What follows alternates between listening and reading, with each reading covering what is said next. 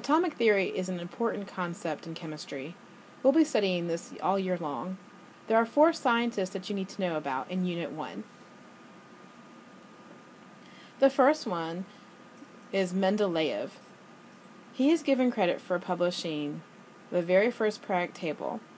He was a Russian scientist who took scraps of paper with the different properties of elements, arranging them until he got an order by atomic mass.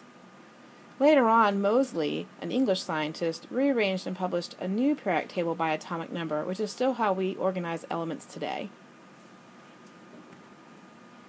This is a picture of Mendeleev's early table. You can see that there are many empty spaces. What's unique about Mendeleev's table is that he was able to predict that where you see the purple 44, 68, 72, and 100, that there would be elements that would be found later that would have properties that were similar in the vertical columns. And he was proven to be correct. For atomic theory, Democritus is the first documented person to indicate that there are small pieces of matter. He called them atomos, which we call atoms today.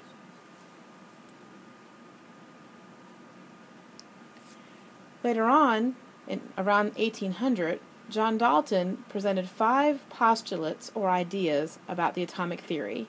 He used many experiments to verify, which is different from Democritus, who just had ideas. These 5 ideas or postulates are now considered flawed, but for the time and the equipment that Dalton had available to him were very advanced. The first 3 parts of Dalton's atomic theory are that atoms are indivisible, atoms of the same element are identical, and atoms of different elements are different. The first one, atoms are indivisible, is no longer true due to nuclear reactions. But in terms of chemical and physical changes, this is still true.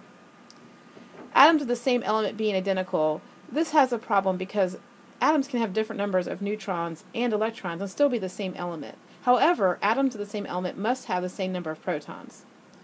And number 3, atoms of different elements are different. This is still pretty true. They were going to have different numbers of protons. However, neutrons, electrons, and masses could be the same for 2 different elements. One of the big parts of Dalton's atomic theory is the law of conservation of mass.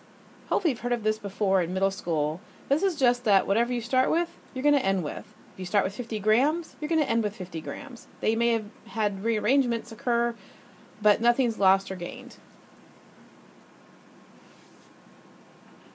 And the last postulate is a law of multiple proportions. This just says that if you have a different ratio of atoms together, you have a different compound. So for example, water and hydrogen peroxide are both clear liquids, but water is drinkable and hydrogen peroxide would make you sick.